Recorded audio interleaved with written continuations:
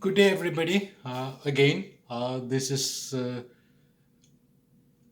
segment two, meditation, the myth and the mystery. I abruptly ended the segment one.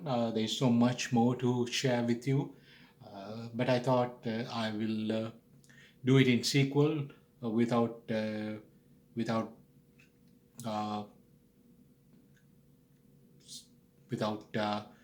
trying to give too much information all in one video. It just becomes too strenuous for the viewers. And that said, let me light a candle. I like candles. I don't know why, but I like candles. And so that's my candle holder. Let me see. So here's my candle, and I love candlelight. I don't know why. Maybe it's in some way symbolic. I know the solar system, the sun gives light to to planet Earth, and there are people who are like the sunlight. They uh, they are so full of wisdom, and they are they are intellectual giants and spiritually enlightened people. I'm neither. I'm just a little candle. If I can dispel the darkness even within a small place, I'm content enough. I'm happy enough. Thank you.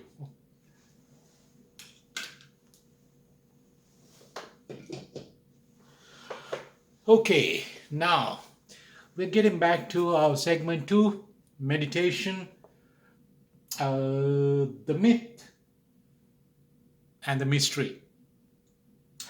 So much information. I don't know where to start and where to end. We can talk all day about it. So I'm trying to articulate my thoughts in a coherent way that I can. Like I said in my last segment, there are different techniques. Not every method works for everybody. Different people find different methods work for them. For instance, uh, technique one, I'll just, I'm not going to go into details. Maybe I'll just outline three or four. Technique one, the mantra. In essence, you're repeating a syllable. Your mind is occupied, so it becomes focused. Why the in the Eastern tradition, like the Zen tradition, they always compare the mind to a monkey because monkey can never be still.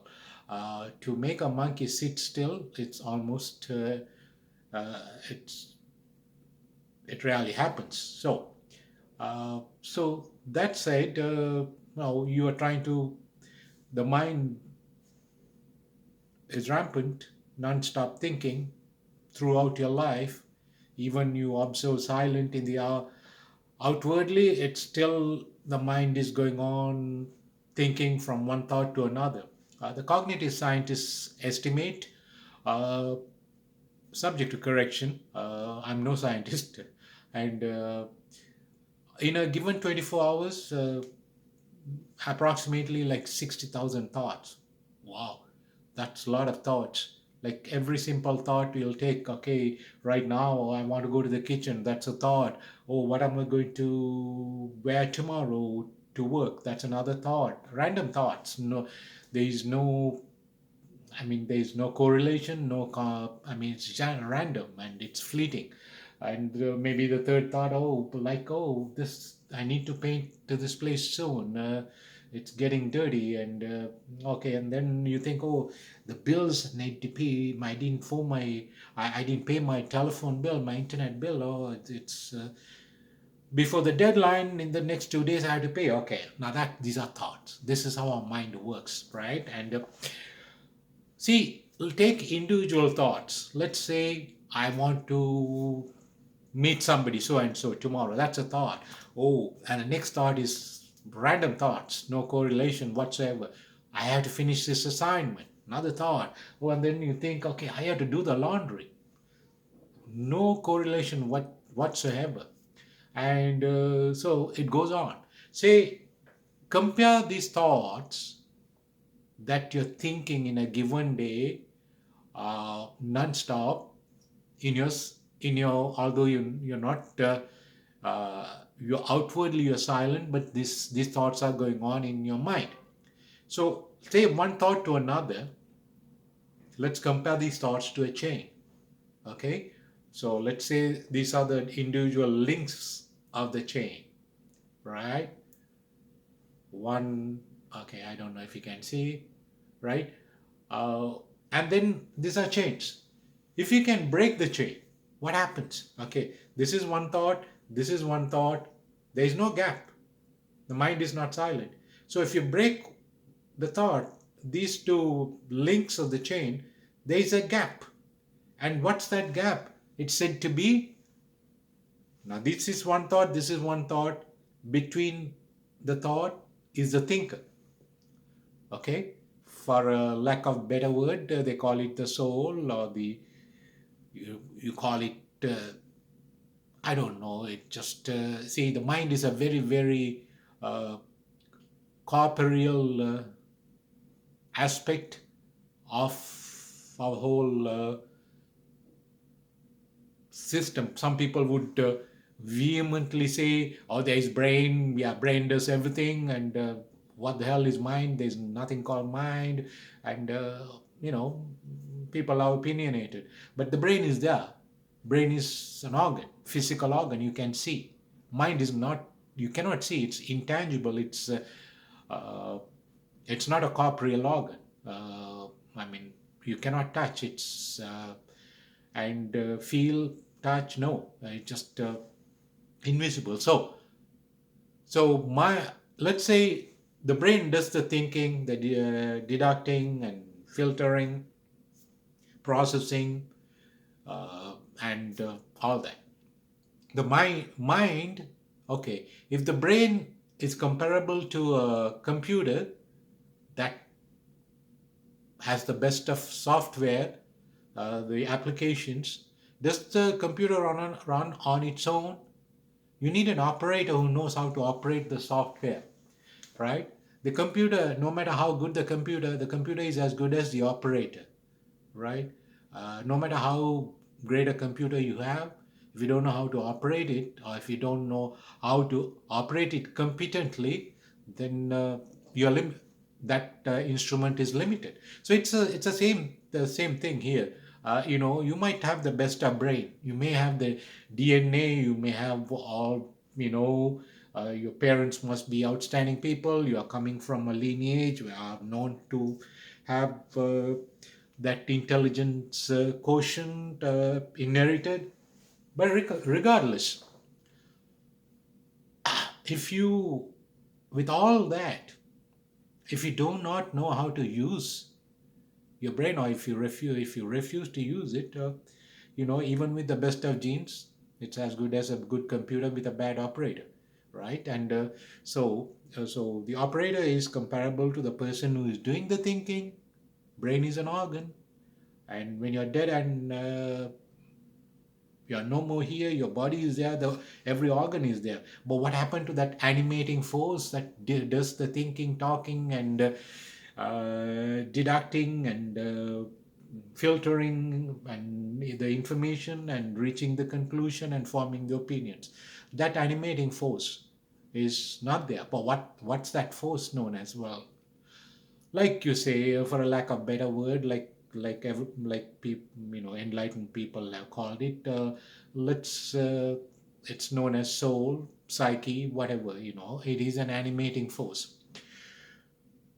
And so that animating force does the thinking, and it's controlled by two aspects: the will, independent, and the mind, that is rampant. The will says, shut up, be quiet, be still. The mind wouldn't listen.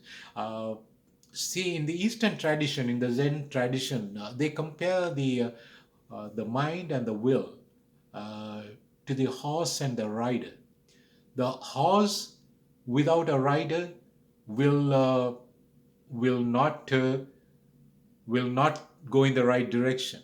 You need the rider holding the reins, directing the horse, right? Otherwise, the horse, no sense of direction, uncontrollable, and so the horse is as good as the rider. Of course, you need a horse that you can ride on, and that's besides the point. And so don't confuse the horse with the rider. The Zen philosophies would advocate, right? So don't confuse the mind with the brain, right? Brain is the horse, mind is the rider. Okay, so that's I guess simple enough analogy explanation. Okay, so if the brain if the mind can tell the brain, okay, be still. I'm sorry, if the will can tell the mind be still, the day the the mind obeys, you are in meditation. So the different techniques uh, recommended, the sound meditation, the mantra meditation, uh, observing your own breath independently, your observing your thought process, uh, and few other. So you need to look up and do your own research, find out what works for you.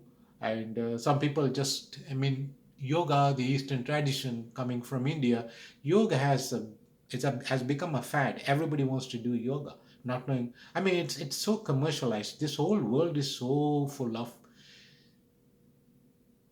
you know everything is commercialized. Everybody is scamming everybody. If you if you open up the Google or internet or Facebook or whatever, it's all infested with scams and people coming and saying, I made $10 million and I had a job 9 to 5. Today, look what, in a month I made 90,000 and I want to tell you how to make. You think people want to tell you how to make money? Even if they know, they won't share it. That's human nature.